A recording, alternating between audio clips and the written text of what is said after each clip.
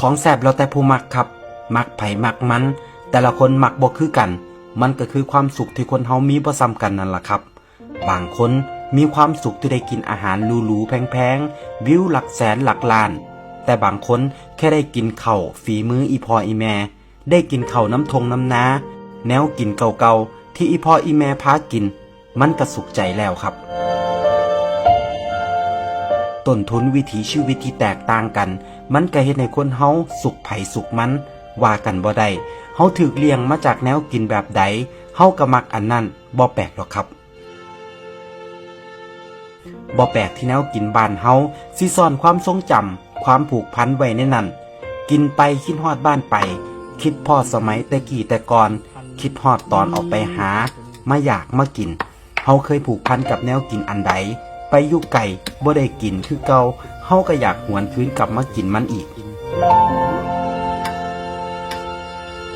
แนวกินหลายอย่างมันกลายเป็นภาพแทนของไทยบ้านเฮาเลยก็ว่าได้ครับ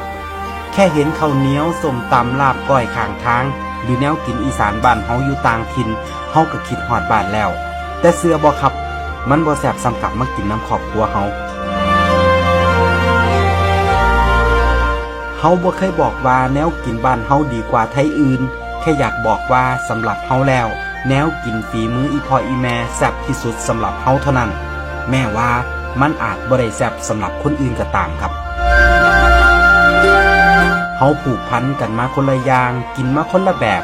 กินแบบไผแบบมันสุดท้ายเฮาบ่เคยหลงลืมแนวกินถิ่นฐานบ้านเกิดได้จักเทื่อยิ่งนับมือยิ่งหวยหายิ่งถอยห่างไกลบ้านยิ่งคิดฮอดยิ่งอยากกินมันเป็นธรรมชาติของชีวิต